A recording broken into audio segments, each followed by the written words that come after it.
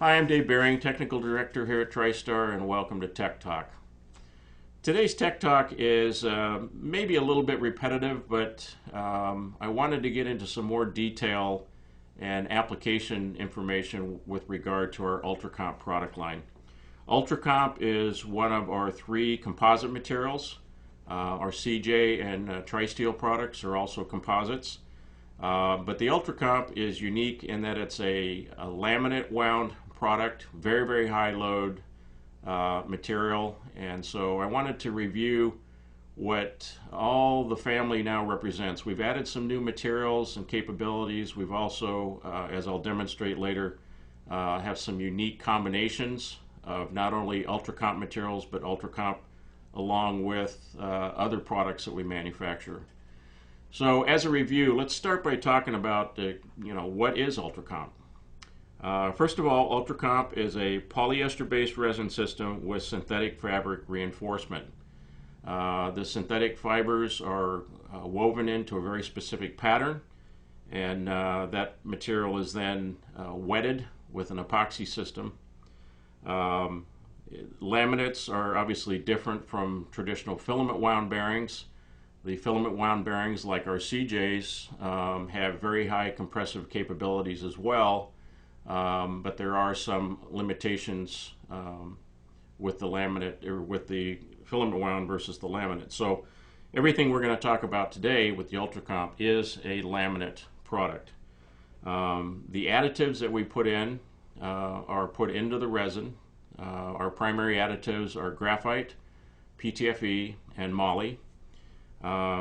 These are obviously incorporated into the resin, which means the entire laminate product, whether it's sheet or tube, will have this lubricating capability all the way through the wall of the material. So unlike the TriSteel type products or the CJs that have limitations on the liner thickness, the Ultracomp is a bearing material through and through. The main applications for Ultracomp, and we'll discuss these as we go along, are going to be very high loads, but generally low speeds. Some of our product improvements now allow us to go to some higher speeds, but as a rule, Ultracomp is high load, low speed. So let's talk about the individual materials now. First of all, the mainstay of our product has always been the UC200 material. And the UC200 is our graphited material. As I said, this is a graphite material through and through. So as the material wears, you don't have to worry about losing your wear liner or your low friction properties, because again, this is a material that will wear all the way through and have the same basic properties from start to finish. Hopefully your application won't wear it out, but as it does wear, and all bearings will wear, you can rest assured that this will not gall the shafts, will not damage the mating hardware. UC300 is our PTFE material. This is a material that comes in a couple of different versions. This is the original UC300. It's a white material. This has PTFE as the lubricant, so its friction values are considerably lower than the UC200. We also offer our UC300 material, which is our blue marine grade. This is a material that we have been certified under ABS regulations to use as rudder bearings and also for deck side and dock side equipment. So this is our UC300A. We also now have available 300AX, which is a material that has the same PTFE additives, but in addition it has a abrasion resistant material that has been put into the resin. And so if you've got applications where you're running against like mill finished tube or steel, where the environment's a little harsher in terms of abrasives, the 300AX is an excellent material for those environments. UC400 is our moly material. Now, moly is going to be used primarily in applications in salt water because graphite tends to cause cathodic reactions, especially if your mating hardware is stainless steel. So the moly-filled material is available to be used in saltwater applications where your concern might be corrosion. Now we also use our UC 300 and 300A for saltwater applications. It's very, very compatible with those environments, but the traditional materials would be the mollies, and this can run the gamut from water pumps to stern tube bearings and rudder bearings on ships. So we do have the moly-filled material available as well. UC 500 is a material that is a combination material. We can put any of the lubricants in there, graphite, moly, or PTFE, but what makes this a little different is that the fabric is a combination of polyester and PTFE. So not only do you have the migratory lubricants that are added to the resin, but you also have the lubrication that can come from the actual fabric as well. Our last one is UC 600, which is our material that has a slightly higher temperature rating on it. This is a material that has very good thermal stability. We've had very good success with this in higher velocity applications up to 100 feet per minute. So this is a material that we can kind of push the limitations of composites. Now, let's talk about some of the basic attributes of Ultracomp. First of all, compressive strength. Now, when we talk about compressive strength in bearings, especially polymer or composite bearings, we always have to take into consideration two numbers. One is the ultimate compressive strength and the other is the yield strength. For Ultracomp, our compressive strengths for these different materials run from basically 45,000 to 54,500 psi. Those numbers are very high when you compare them with most polymers. But that is the ultimate failure point. And those are conservative. We have actually pushed Ultracomp higher. We've had conditions where we've seen up to 70,000 psi and didn't catastrophically fail. But we don't want to design around those kinds of numbers. So our design criteria is generally going to be built around the yield of these materials, which runs between 17 and 22,000 psi. So when you come to us with a high load application, the first thing we're going to look at is the yield of the material and how that matches up with the potential loads of your application. Again, these are very high numbers compared to other materials, so we can generally solve the majority of applications that come in where load is the main issue and speed is not so much of an issue. The friction values of these materials, depending on the lubricants, will run anywhere from 0.08 to 0.15. Now, if you've seen some of our other videos where we've talked about coefficient of friction, it's just like with PTFE-based materials. Because these lubricants are migratory and because they basically depend on a smearing process, the higher the load, the lower the friction. So as part of our design criteria, we again look at how much mass of material you have versus the load so that we can optimize the friction values. I've mentioned this before in some of the other videos. Sometimes we can do some very simple things, which we have done with the UC 200. By simply drilling holes or cutting some grooves, we can reduce the surface tension to the point where we can dramatically decrease the friction. So keep that in mind, that part of the process is determining loads versus the friction requirements that you have. And we may sometimes come back to you and say, you know, your bearing's too big. Let's cut that in half and you'll get much lower friction. So keep that in mind. The other major point about the Ultracomp material, which makes it very unique compared to other polymers, very, very high impact strength. One of the advantages that this has in applications such as ag equipment or construction or railroads, things like that, is it can sit there and take a beating all day long. It's not going to fracture. It's not going to get any of these little stress cracks or anything. So you can count on this as a very dependable material if you've got an application where it's sitting there rattling around all day. As a comparison, if you look at things like nylons, phenolics, even some of the high-end materials like PEEKs and PPS. These all have very, very low impact strength. This is 24 on an IZOD notched strength, impact strength test, and you're looking at nylons and phenolics and things in the 1 to 4 range. So dramatically more impact strength. It's got good dampening characteristics as well. So, you know, if you're looking for that, the Ultracomp is a very good product for those types of environments. Moisture absorption. This product loves to be wet, and the reason for that is that it does not absorb moisture. Again, other thermoplastic materials like your nylons and acetyls and polyesters will tend to have some degree of absorption, nylons more than others. This product has less than 1/10 of 1% absorption, so it's very, very minimal. The coefficient of thermal expansion of the Ultracomp materials will run between 3 and 9.4. It kind of varies depending on the direction, and it also varies on the types of lubricant fillers that we're using. Some of the key design issues that we want to look at is, first of all, what your load is.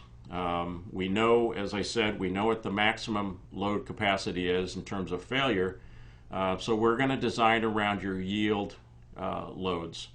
And we always design in the perpendicular condition, and this sometimes gets confusing, so let's take a look.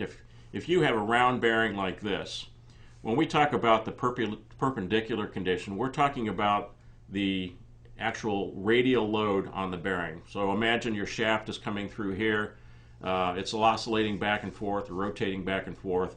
How much load are you applying through the wall, through the shaft, and through the other wall? That is your maximum perpendicular load. Your parallel load is what's happening to the edge, your edgewise load. The difference in numbers between this direction and this direction is pretty substantial. With the UC 200, 54,500 psi in the perpendicular direction, about 27,000, about half in the parallel direction. So it's very important that we understand all of the load parameters, both radially and axially, when we design these bearings. A lot of times what we'll do, if you, for instance, need a flange bearing, what we'll do is we'll machine the sleeve portion, so we have that high radial load capacity, and then we'll make the thrust bearing portion of it out of sheet, because with sheet we have the same situation. Perpendicular is through the laminates, parallel on the edge of the laminates. So we'll make the thrust washer out of a piece of sheet and then bond it to the face of the sleeve to produce a thrust bearing or a flange bearing that has the same load capabilities in both the thrust and axial direction. People are sometimes afraid of the bond strength, but to be honest with you, the bond strength is actually as high, if not higher, than the surrounding material. Once you bond these together, because we use an epoxy bonding agent that's similar to the epoxy resin that's used, so it's almost as though you're having a single piece of material, but you've been able to accomplish the same load capacity in both directions. Temperatures on these materials will run on the UC 200 about 265. The UC 200 FR will run above 300. Most of the other materials that we offer run in the 325, 335F, and that's a continuous operating temperature. On the downside temperature, we can go down to cryogenics with these materials and they will not fracture, they will not fail. So it's a very broad temperature range, all things considered. Chemical resistance of these types of products is going to vary.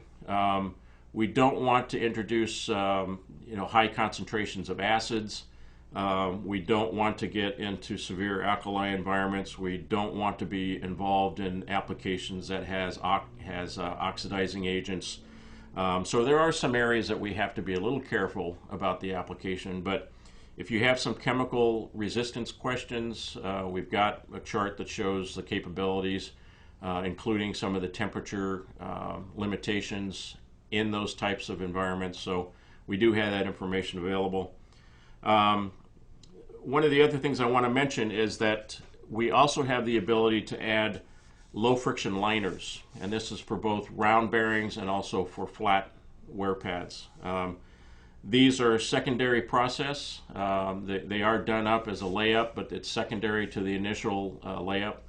And what that gives us is now the same temperature capabilities of the material, but with a much, much lower friction surface. So that's another thing we can do. As far as bearing design, the one restriction that we do have on this material is we don't want to go below about 094, 093, 094, which is about 2.5 millimeter wall.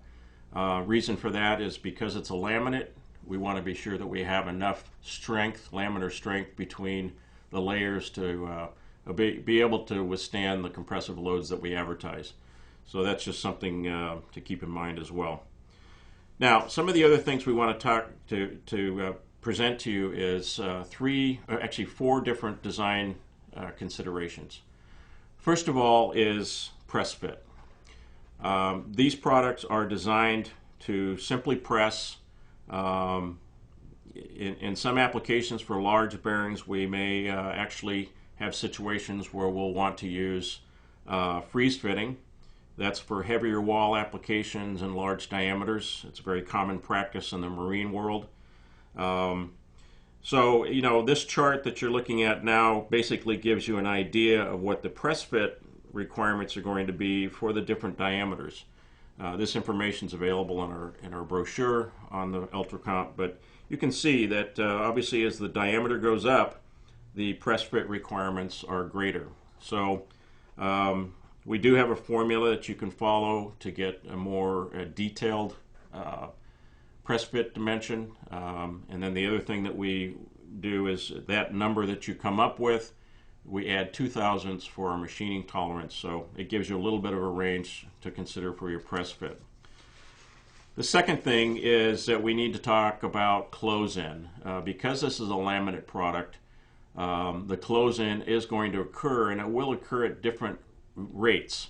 You can see in this chart that the close-in, depending on the diameter and the wall thickness, will vary from 60% of the press to 100% of the press. So if you look at the chart, and as an example, you've got, say, a 4-inch bearing with a 1/4-inch wall, that's going to have 100% close-in.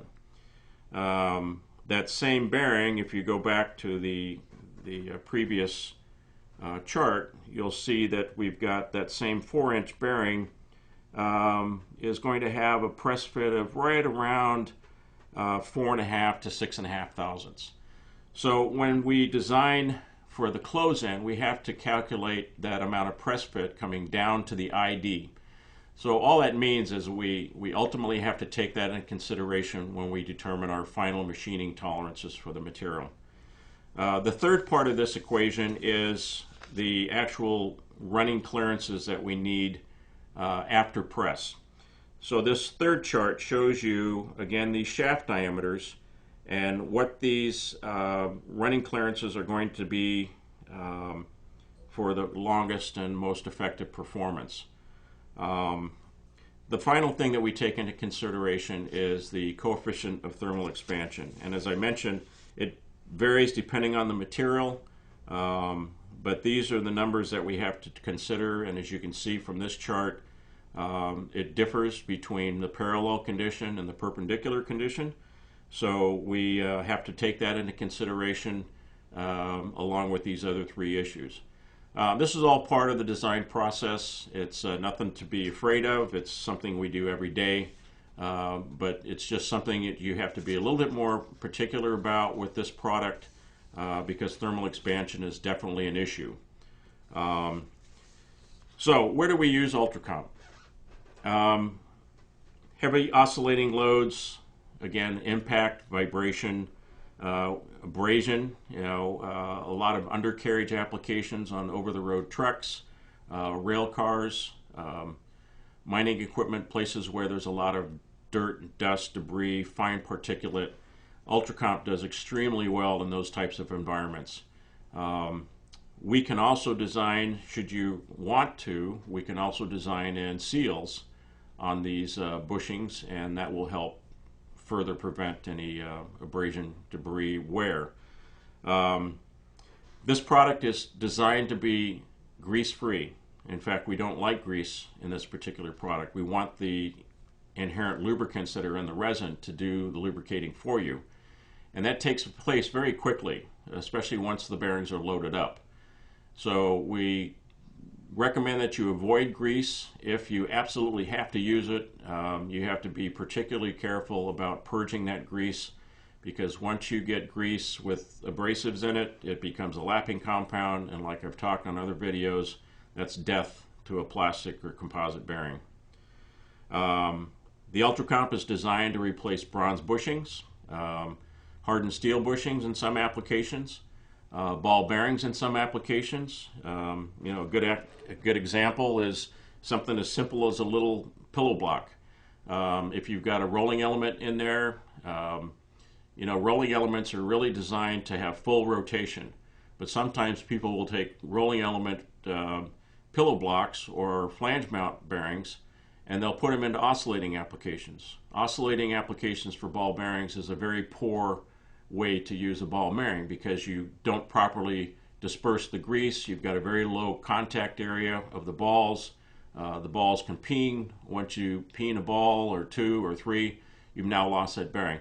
Ultracomp, being a very strong material, is very, very easily applied as a spherical bearing. We've even done some applications where we'll make the outer race and the ball as one unit, and it's a simple snap-in like that, or we can make them with anti-rotation rings like this UC200 spherical, and it pops right into a standard 206, 212, 213, 215, whatever size housing you're using, and it's a straight across replacement for a rotating ball bearing lubricated spherical bearing. So lots of opportunities to look at these materials in some traditional ball bearing applications. Again, we also make this as a slide pad, and so if you've got applications where you're sliding heavy equipment, we have actually even moved a bridge. You'll see a picture of it later on in the video. We use this material on the foot pads of a bridge as it was being built on site, and then they very simply tied up a couple of hydraulic excavators and pulled the bridge down the slide pads along a rail and right into position in the roadbed. So for very high load sliding applications, any of these UC materials are capable of performing very, very well there. If you've got if you're looking to save weight, the Ultracomp has a 7-to-1 strength to weight ratio compared to steel. It's a very, very strong and durable material, so weight savings is a big thing. Ultracomp is another good way to save, especially if you're replacing bronze or aluminum bronze or nickel bronze or any of those heavier metal materials. Just to give you some examples of some of the variables I mentioned before where we've incorporated other products. This is a good example of how we can, basically in this case, we replaced an entire steel housing and used the UC200 because of its strength, but this particular customer wanted the lowest possible friction. So in this case, we actually started the winding process with the UC300, the PTFE material, and then overwound it with a very thick wall with the UC200, and then went back and machined this housing as a complete unit. So we solved two problems there. We got rid of the steel. We've got a non-corroding housing. You've got a low friction liner. It was a win-win situation for the customer. Another application. This was an application where it was steel on steel. You've probably seen pictures of these types of products. These are overhead conveyor bearings that are used in automotive plants and appliance plants. This was an application where, in order to eliminate the steel wheels rolling on the steel rails, we simply introduced the Ultracomp as the tire assembly, and we developed a special axle and bearing system on the inside, sealed it all off So it's a nice clean system, and that gives the customers the ability to dampen the noise as well as have a self-lubricating roller assembly. Another area where we can do some unique things is we can take some of our other bearing materials, in this case Rulon J. This was a situation where the customer wanted to replace, again, a metal housing. We machined a groove in here, which is actually for an O-ring, and then this Rulon J bearing was put in there so that the customer had very, very low friction at the dynamic surface, lower than the Ultracomps could offer. So, this was a really simple design that, again, eliminated metal, eliminated corrosion, but gave the customer what they ultimately wanted, which was extremely low friction. Split bearings, pretty common thing. Again, this is an application where the customer has a situation where they got a split housing. We can go back and retrofit the housing with this type of material. In this case, we were replacing bronze bushing. Very simple and very effective. As we go from here forward, you're going to be seeing some pictures of some other applications, and it'll just give you a good overview of the capabilities of the material. But no matter what the environment or what the application, we have these materials being used in the agricultural equipment industry, on track systems, on tillage gear, hydraulic cylinder rod ends. We've got it in the construction industry for lift and tilt applications, general industrial applications, conveyor systems, marine, obviously lots of applications in hoist and cranes and rudder bearings. So really there's no limitation on where you can apply this material. And just because the material has the moniker of composites, don't let that scare you away, because in some cases, especially with the price of bronze these days, Ultracomp is very, very cost competitive. In fact, we have found that, especially if you're looking at aluminum bronze, this material is very, very competitive from about 1 inch diameter up. And with even standard 660 bronze, this material is very competitive, starting at about 2 inch and up. So, don't be scared off by the fact that it says composites. We're not talking about aircraft composites here. We're talking about good old industrial composites. They do the job, lubrication free, maintenance free, high strength, low speeds. Remember, pay attention to speeds. But there's just a variety of things that we can offer you now in the Ultracomp family. So take a moment to review some of the pictures that'll come in after I finish talking. We appreciate you taking the opportunity to watch this, and if you have any questions about Ultracomp or any of the other materials that we offer, please give us a call, email me, dbearing@tstar.com. Enjoy some of our other videos and learn more about plain bearing design. You can go into our shooting star file and see many of the applications for Ultracomp. So there's lots of information out there for you to pull in and really absorb what this material is capable of doing. But I think once you understand it, you might very well have some places you can use it. Thanks for watching, and I look forward to seeing you on the next Tech Talk.